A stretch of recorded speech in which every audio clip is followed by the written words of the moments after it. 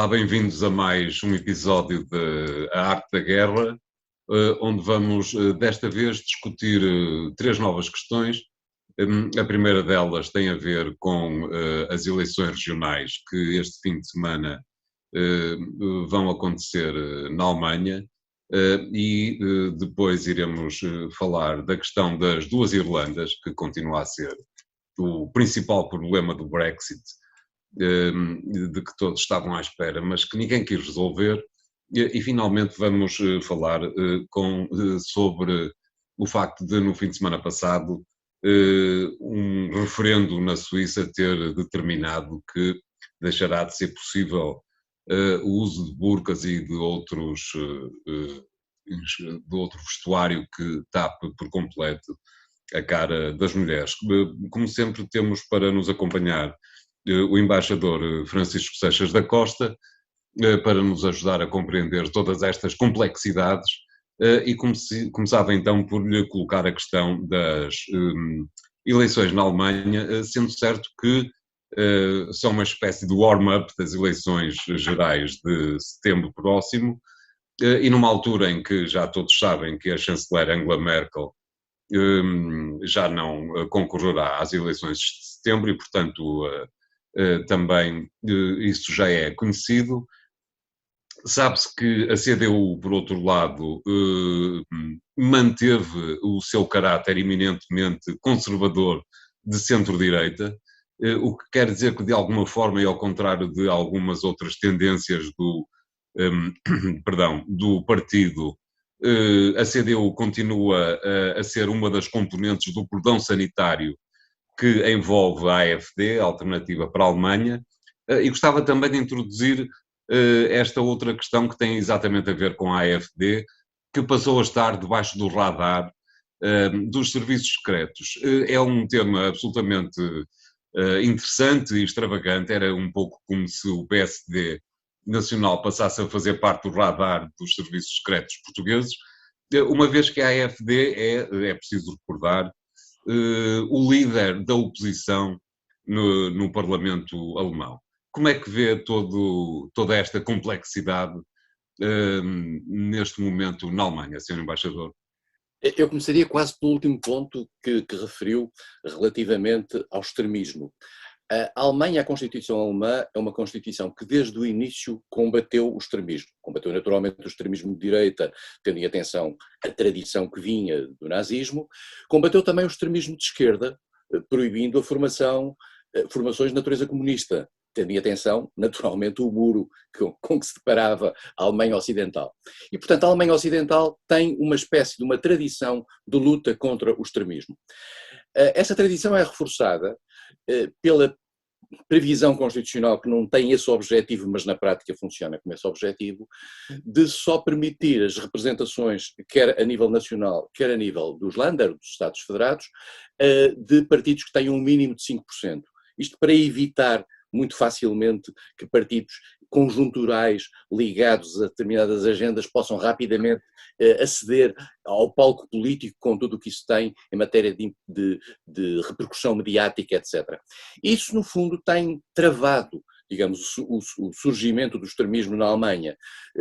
As pessoas já não se lembram, mas nos anos 70 havia o NPD, que era um bocadinho a antecipação desta alternativa para a Alemanha, que são grupos de extrema-direita mais ou menos organizados, que surgiam aqui ou ali, que esta barreira e este limite de crescimento impedia também a sua própria afirmação política, volto a dizer, com todas as consequências mediáticas. Isso também se passava relativamente aos partidos comunistas, quando os partidos comunistas tinham na altura a ideia, digamos, surgiam na Alemanha Ocidental como uma espécie de repercussão da Alemanha de Leste. E, portanto, mas também um pouco, permita-me que interrompa, também um pouco como repercussão daquilo que foi o facto, que normalmente é muito esquecido, o facto de o Partido Comunista Alemão ter sido, no início do século XX, o maior partido comunista do mundo fora da União Soviética. É verdade. Aliás, deixou o rastro apenas no nome, que era Partido Social Democrata. Exatamente. Não, mas é verdade, o comunismo na Alemanha tem uma tradição grande e é uma tradição muito, muito importante na história global do movimento comunista internacional. Portanto, estava aí ancorado. A Alemanha vive com este drama. Passando mais diretamente para as eleições que aí vêm, as eleições que aí vêm, que são, digamos, em dois estados fundamentais, Baden-Württemberg e Renânia-Palatinado. Baden-Württemberg é o segundo maior estado depois da Baviera, e estas eleições têm lugar de 5 em 5 anos. As eleições alemãs, as eleições nos vários estados alemães, nos vários Länder, têm regras diferenciadas entre elas. São obrigados a alguns princípios comuns, mas têm regras diferenciadas. Mas o modelo alemão tem uma implicação interessante, porque ao mesmo tempo combina a representação maioritária, isto é, os partidos que têm mais de 50%, com a representação proporcional. E tem um sistema de representação proporcional diferente até do nosso. Nós costumamos ter o método D'Hondt, eles têm o método de Haren-Meyer, que é um método especial, que tem uma leitura especial e funciona de maneira diferente. Esta eleição é uma eleição que nos vai dar, digamos, um bocadinho a sensibilidade, é uma espécie, eu não diria que é uma sondagem para a eleição futura, porque os Estados têm todos eles dinâmicas de realidades políticas diferenciadas, embora possa haver algumas tendências. Este Estado é um Estado, o Baden-Württemberg é um Estado que tem uma coligação Verdes-CDU, é um Estado em que os Verdes têm vindo a crescer, tinham vindo a crescer fortemente, e o que se nota relativamente àquilo que foram os resultados das eleições de 2016 e aquilo que são as sondagens para 2021, é que os Verdes mais ou menos mantêm-se na mesma expressão de crescimento. A CDU também não varia muito, o que significa que a possibilidade de uma aliança Verdes-CDU se reeditar é grande. Há uma quebra da AfD, do partido de extrema-direita, que aliás traduz uma quebra nacional, e já lá iremos. Digamos que não há grande alteração em relação ao Partido Liberal, ao FDP, mas há uma quebra também significativa, e eu diria quase começa a ser recorrente, do SPD, do Partido Social Democrata, que era no fundo a esquerda, mas que está hoje, digamos, numa posição diferente no quadro nacional. E, portanto, estamos aqui com duas eleições importantes, em particular para a CDU. A CDU passa de um período da senhora Angela Merkel, um período importante de estabilidade, quer no plano alemão interno, quer até na projeção que a Alemanha tem na Europa. A senhora Merkel é um dos pilares, digamos, da Europa atual, e fez a transição até com 3 presidentes franceses, por exemplo, se repararem bem. A senhora Merkel deixa uma herança, eu diria, muito positiva no quadro europeu. Inesperadamente positiva, talvez, diria. Eu digo até por razões quase pessoais, quer dizer, eu próprio num certo momento não gostava da liderança da senhora Merkel, hoje em dia sou um grande fã e já tenho saudades da senhora Merkel. Porquê? Porque estes fatores de estabilidade e de continuidade são importantes. E a senhora Merkel veio-se a revelar uma estadista com uma dimensão europeia, veio-se a revelar uma estadista que esteve disposta a correr alguns riscos até ao nível nacional para fazer prevalecer alguns princípios. Eu nunca me esqueço do que se passou com os refugiados. E isso é uma coisa que a mim marcou profundamente, sabendo ela que isso ia ter um preço interno e que até com repercussões possíveis no crescimento da AfD, do partido da extrema-direita, sabia que isso tinha uma repercussão, por exemplo, na tradicional aliança. A CDU funciona sempre ligada à CDU da Baviera, à CSU, que é mais à direita, tradicionalmente mais à direita. E normalmente, quaisquer medidas que possam, digamos, favorecer alguma direita, favorecem dentro deste tândem a CSU. A senhora Merkel foi capaz de manter esta ligação, foi capaz de manter isto, fez uma transição relativamente suave, embora com alguns precalços. A sua primeira sucessora acabou por desistir e agora acabou por aparecer uma figura que não está na ala direita da CDU, convém dizê-lo, havia candidatos mais à direita, Exato. mas é uma personagem que não deixa de ter, digamos, algum sentido, como disse no início, conservador dentro da CDU. Mas esse é o momento, essa é talvez a chave de que a CDU precisa para poder garantir, digamos, que os votos não lhe fogem para a direita, para o AfD. Portanto, este é sempre o grande drama, aliás, dos partidos de direita tradicional, porque vivem sempre entre a polarização e a fuga do eleitorado para a extrema-direita, mas podem depois eles próprios se alterar em termos da sua própria matriz em relação desde que as agendas de direita sejam por eles tomadas. O que nós vemos no plano nacional, e acho isto importante porque as eleições são em setembro, o que nós vemos no plano nacional é que o SPD, o Partido Social Democrata, os socialistas, no fundo, baixam, estão em queda. A CDU mantém uma estabilidade à volta dos 30-32%.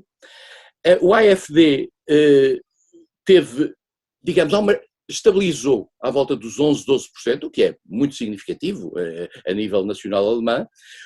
Os verdes sobem bastante, o que pode levar a que a próxima coligação do governo alemão possa ser, como é tradicional na Alemanha, por exemplo, CDU Verdes. Quer dizer, e portanto, porque não podendo a CDU, não podendo os verdes aliar-se ao Partido Social Democrata porque não tem, digamos, a força suficiente para isso, o SPD não tem a força suficiente para isso, pode haver aqui uma grande coligação CDU Verdes no futuro da Alemanha.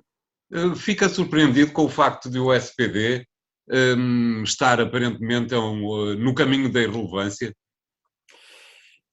Eu não sei se estará no caminho da irrelevância, eu acho que houve a certa altura, o SPD perde com o surgimento dos verdes. Os verdes, num determinado momento, entraram pelo mercado do SPD, o que não significa que o SPD tivesse deixado de ter, por exemplo, a liderança da coligação em que estavam os verdes também. E, portanto, mas o SPD, os verdes são um produto interessante na Alemanha, porque são um produto até de uma esquerda muito radical, que durante um tempo até tomou conta dos verdes, o que os tornou inelegíveis, e depois os verdes acabaram por se normalizar. Joschka Fischer é a cara mais normal dessa normalização e acabaram por ser um partido de governo com partilha de responsabilidades sérias no governo. Como, aliás, no passado, por exemplo, um partido que hoje se mantém muito em baixo, mas que na altura foi um fiel da balança, o Partido Liberal, o FDP, teve importância grande e conseguiu marcar desde muito cedo, mas o último seria Klaus Kinkel como Ministro dos Negócios Estrangeiros, marcou muito uma outra dinâmica dentro da direita alemã, que é o FDP. A Alemanha tem uma característica. A Alemanha não fecha portas às diversas coligações, desde que elas possam traduzir algum sentimento de estabilidade e algum sentido de estabilidade. E como se lembra, e nas últimas eleições isso foi evidente, não se importam de passar meses a discutir um programa de governo, mas no fundo depois os governos aguentam-se até ao fim. Exato. Parecia ridículo até a certa altura os meses que demorou a negociar esta coligação entre a CDU e o SPD, mas na realidade no final a coligação durou até ao fim. E portanto isto traduz alguma sabedoria alemã e eu acho que a senhora Merkel tem aqui um grande mérito. Muito bem, obrigado, embaixador. Vamos fazer agora aqui um pequeno intervalo para voltarmos já de seguida com o segundo tema que hoje nos propusemos discutir. Até já. Ações e obrigações. Investimento e poupança. BCE e FED. Resultados e empresas. Análise e gráficos. Analisamos isto tudo e muito mais todas as semanas no Mercados em Ação do Jornal Económico. Temos analistas de topo em estúdio e em direto de Londres, Washington e de vários pontos do globo. No Espaço Empresas convidamos líderes de negócios que marcam a diferença em Portugal e lá fora. Contribuímos ainda para a literacia financeira com a palavra da semana. Não percam Mercados em Ação nos sites e nas redes sociais do Jornal Económico. Bem-vindos à segunda parte de A Arte da Guerra, para introduzirmos desde já o segundo tema, que tem a ver com a fronteira entre a Irlanda do Norte e a República da Irlanda, sendo certo que, desde que o referendo que ditou o sim ao Brexit foi realizado, se percebeu que a fronteira entre as duas Irlandas era claramente o grande problema entre o Reino Unido e a União Europeia.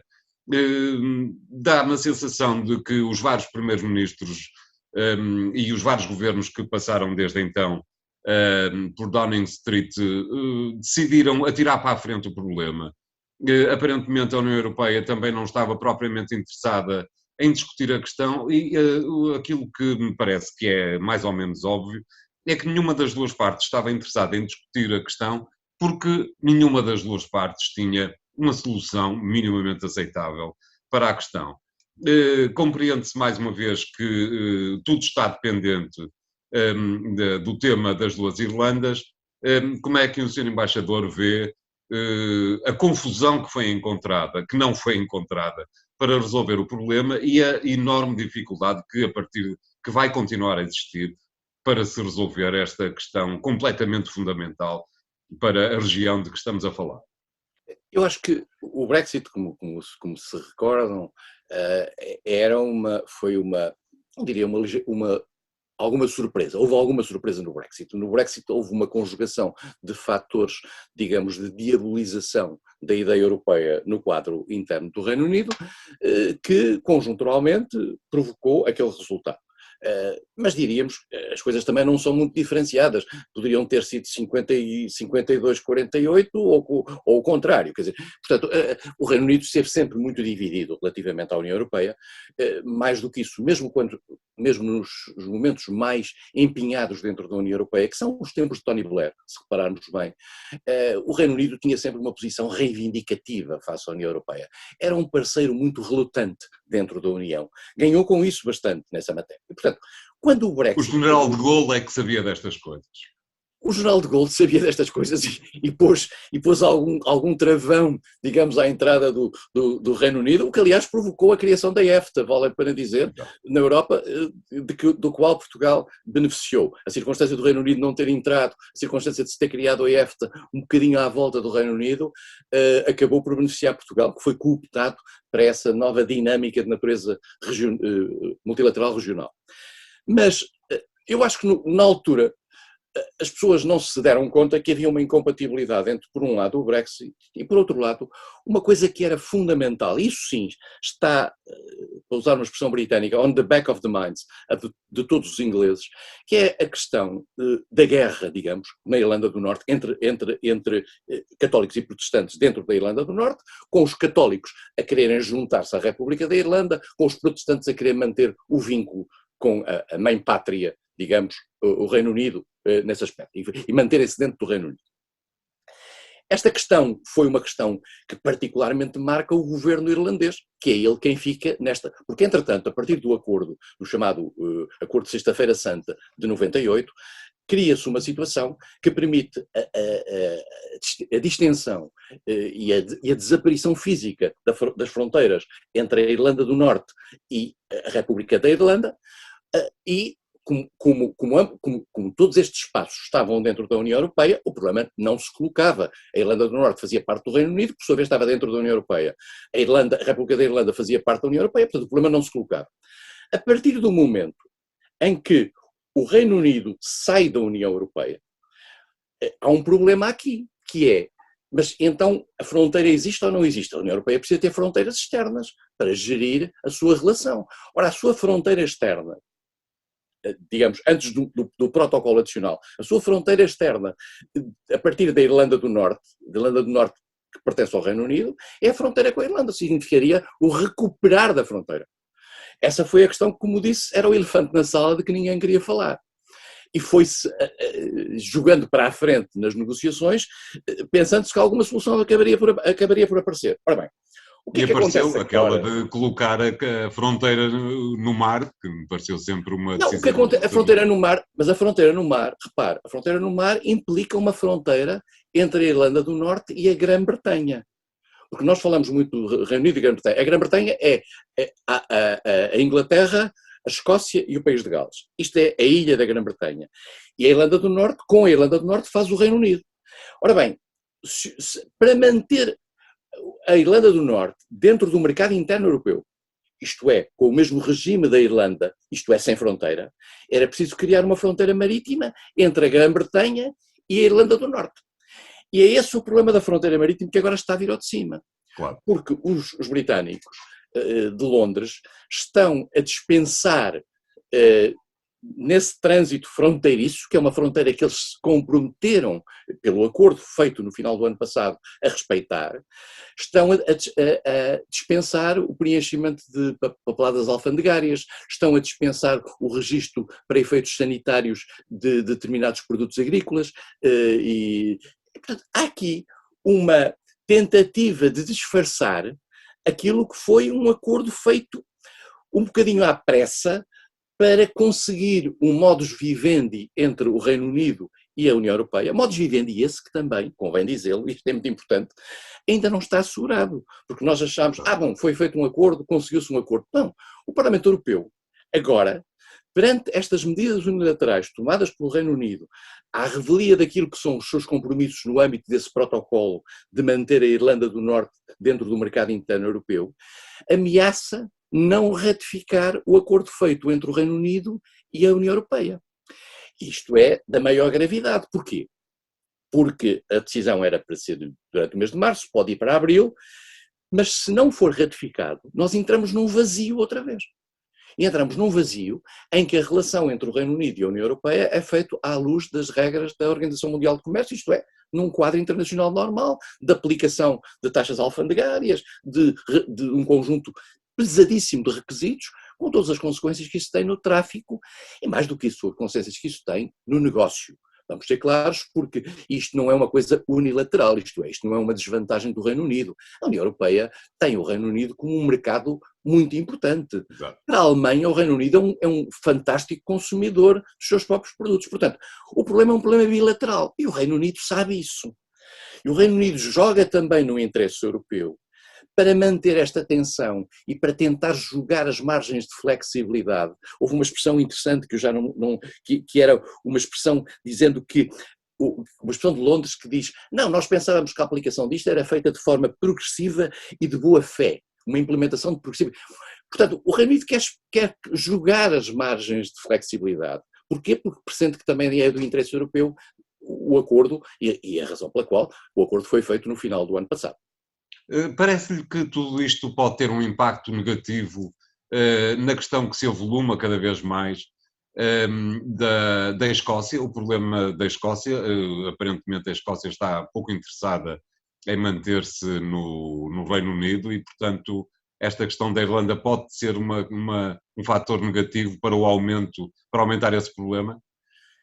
O próprio Brexit é um fator negativo para esse problema. Isto é, o Brexit, eu vou-lhes explicar porquê. É porque o Reino Unido, Londres, digamos, o Parlamento de Londres, devolveu, aqui há uns anos, em 97, um conjunto de poderes ao Parlamento escocês.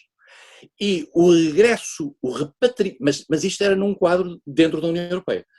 O regresso de uma centralidade de Londres está a afetar neste momento o exercício de poderes pelo Parlamento da Escócia, e há uma reclamação profunda no Parlamento da Escócia, dizendo que a chamada devolution, a devolução de poderes, está a ser afetada por esta nova atitude decorrente do Brexit. Eu não sei se a questão irlandesa se pode transportar diretamente. É verdade que há uma propensão alargada por parte de setores da Escócia no sentido da independência. Eu diria que essa propensão alargada vai variando com o preço do petróleo. Isto é, se a Escócia tivesse o petróleo muito alto, se o petróleo estivesse muito alto à escala mundial com essa tendência, a Escócia sentiria-se mais confortável.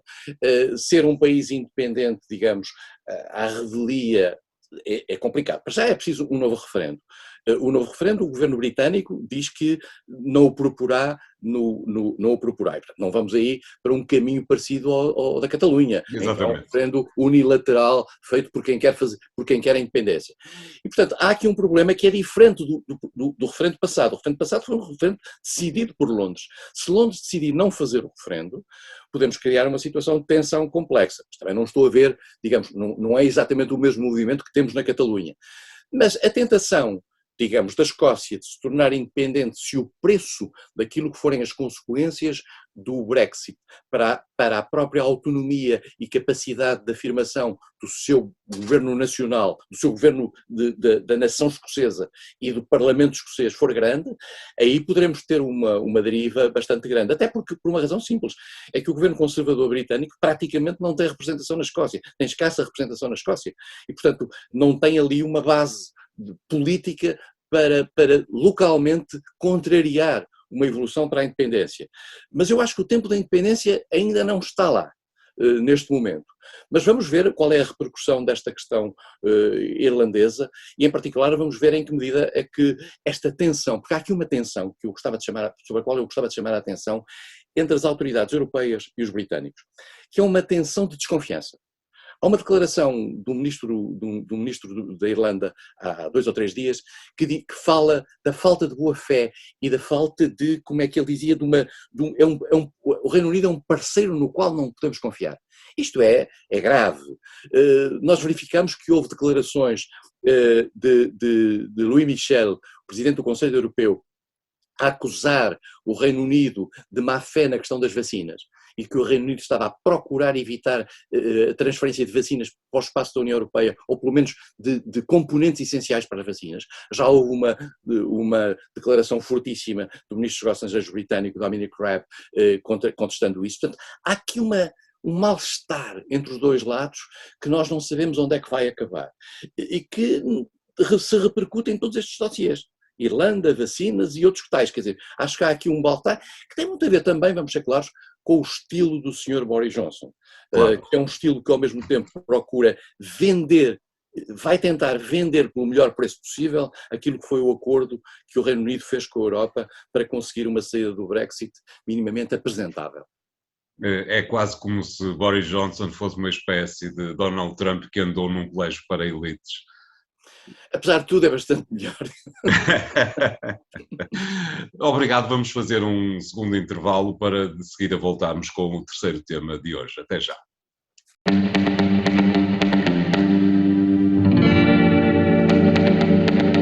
As figuras decisivas. Transferências milionárias.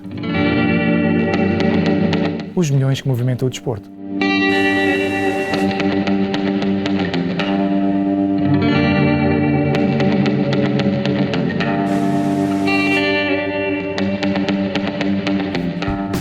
Todas as semanas trazemos os números que contam dentro e fora das 4 linhas.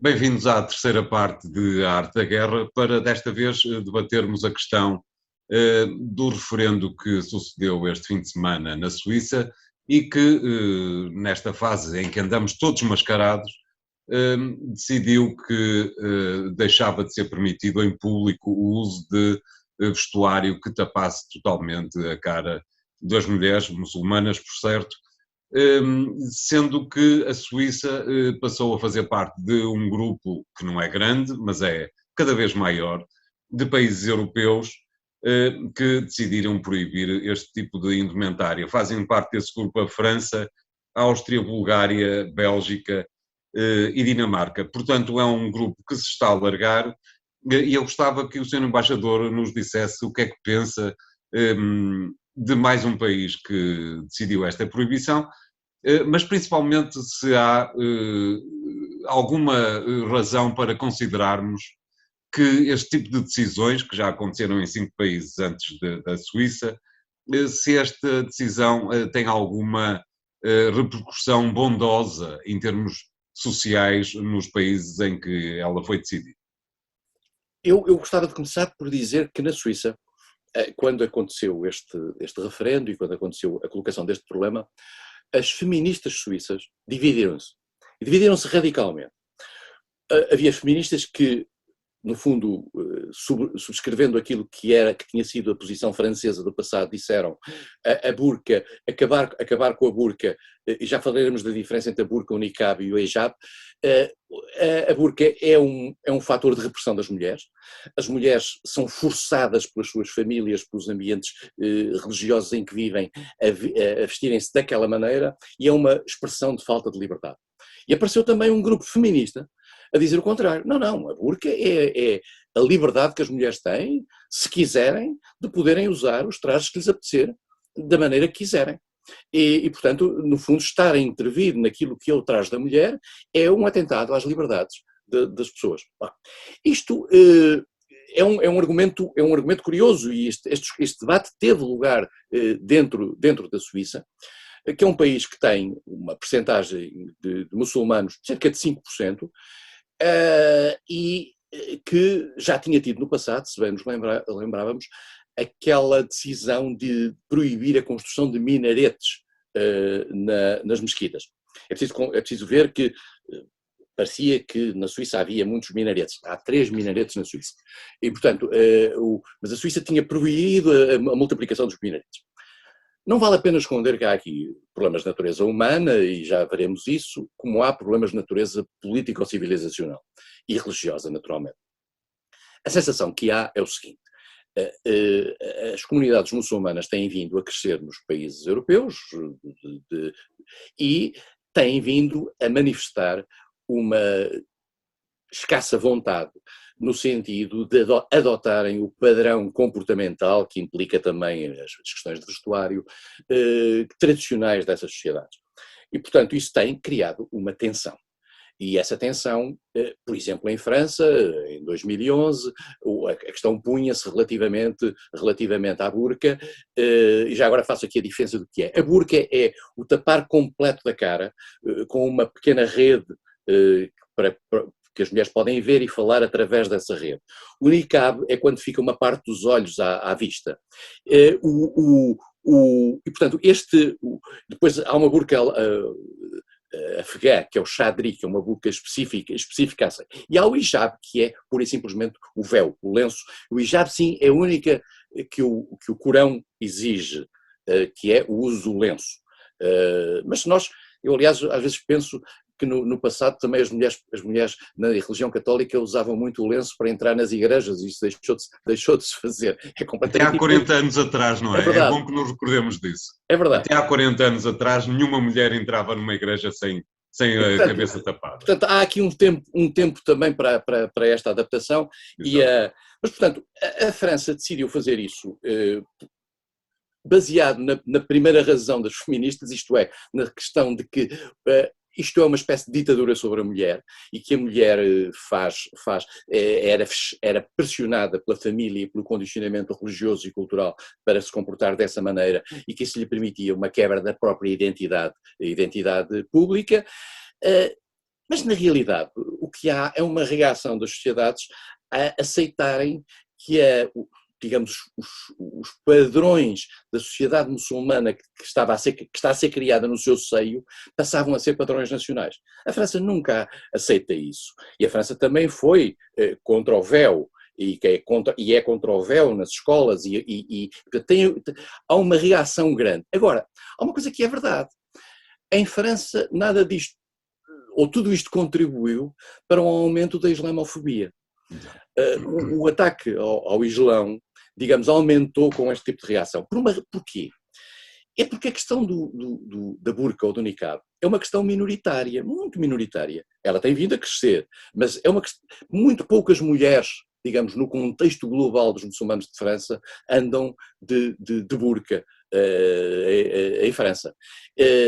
E o que é que tem acontecido? Tem acontecido que essas mulheres que andam de burca, no fundo, acabam por funcionar como uma espécie de guarda avançada da afirmação cultural, que provoca depois a reação, as pessoas são atacadas nas ruas, etc. Portanto, eu não sei qual é a melhor solução para isto, devo confessar, não tenho sobre isto doutrina, e felizmente em Portugal o problema nunca se colocou, mas que há uma tendência, como disse, de vários países na Europa, e não só, porque este problema já se tinha posto, por exemplo, na Síria. Na Síria, a certa altura, da Síria de Assad, já tinha decidido proibir a burca. Depois recuou quando quis fazer uma aliança com partidos mais islamistas. Mas até curiosamente houve uma reação contra a burca dentro do Estado Islâmico. Porquê? O Estado Islâmico, que é o maior promotor do tradicionalismo, porque tinham tido, em zonas militares e de intelligence, tinham tido vários ataques feitos com pessoas de burca e que tinham aparecido com explosivos. Portanto, eu acho que esta é uma questão que se coloca em vários países do mundo, tem a ver com o grau de aceitação das comunidades muçulmanas e tem também a ver com o grau de afirmação das comunidades muçulmanas nestes países. Só para lhe dar um último exemplo, o Reino Unido. No Reino Unido não há nenhuma lei sobre isto, mas há um grande debate sobre isto.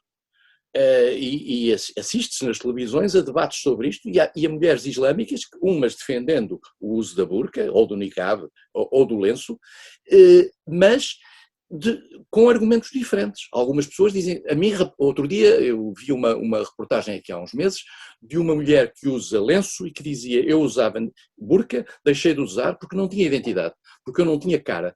Ninguém me conhecia, as pessoas não queriam falar comigo porque eu não existia. E portanto, mas também há locutoras de rádio, não há televisão naturalmente, mas há locutoras de rádio com burca.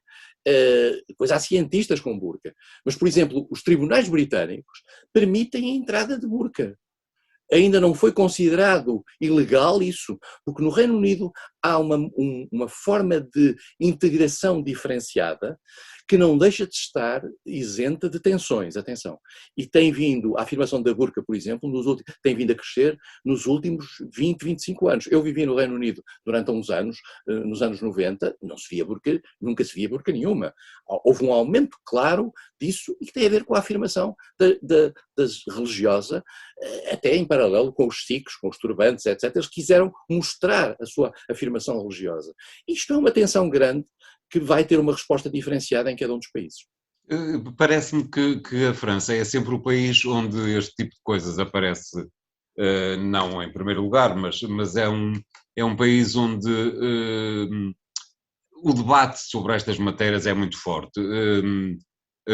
A França é um dos países que proibiu a burca, mas muito mais recentemente, isto é, em 2020, voltou à carga aquilo que alguns chamam islamofobia, o presidente Macron com certeza que não se chama assim, mas o certo é que o presidente Macron decidiu fazer uma série de iniciativas que de alguma forma, para de alguma forma reduzir a presença de uma série de grupos ligados à Turquia e que de alguma forma vêm no mesmo sentido da proibição da burca, isto é, há o Islão que está presente na Europa e que em França é preciso, diz o governo, é preciso diminuir em termos de importância. Parece-lhe que há uma ligação entre estas questões que estão ligadas à França e à Turquia em 2020 e esta questão da burca na Suíça?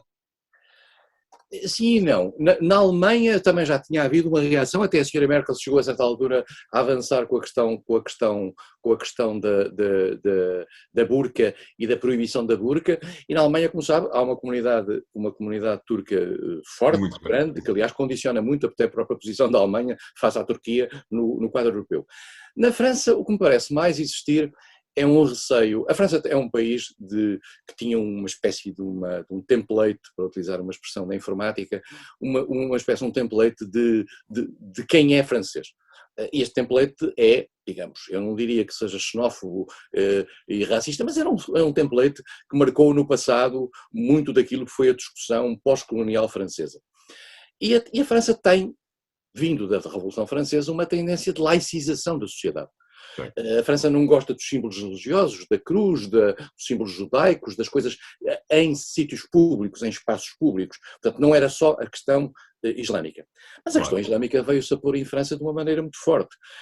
Não apenas em relação aos imigrantes, mas também a muitas comunidades que já tinham nascido em França, filhos de imigrantes, que tinham nascido em França e que são de muçulmanos. E que consideram, e esse é que é o ponto-chave, consideram que a identidade muçulmana é já hoje parte da identidade francesa e que a identidade francesa tem que respeitar os sinais exteriores da identidade muçulmana em França. E há uma afirmação para isto. Ora bem, isto faz-se quando? Isto faz-se numa França que ao mesmo tempo tem terrorismo islâmico claramente definido, ligado ao Estado Islâmico, as crescências do Estado Islâmico no território francês, uma onda de crescimento da extrema-direita francesa muito baseado num afastamento relativamente ao mundo islâmico em França e à influência do mundo islâmico em França. Portanto, há uma tensão na sociedade francesa muito forte, que vem da Constituição, que vem da tradição da laicidade e que se confronta com esta tentativa de determinados grupos, digamos, religiosos, de afirmarem publicamente a sua identidade. E isso, ao mesmo tempo, provoca, digamos, alguma reação contrária, e a islamofobia aí está. Isto às vezes tem dimensões racistas também, em variados pontos. Não sei até onde é que isto vai chegar. Esta é uma questão mutante, na minha opinião, e mutante na Europa em geral. E é uma questão em que, naturalmente, a própria relação entre o mundo islâmico e o mundo ocidental, digamos, e as culturas ocidentais, nomeadamente as culturas religiosas ocidentais, só tem condições para se agravar. Muito bem, obrigado, Sr. Embaixador. Vamos deixar o papado de Avignon a dar voltas nas suas campas, para daqui por uma semana voltarmos com 3 novos temas. Até lá, obrigado.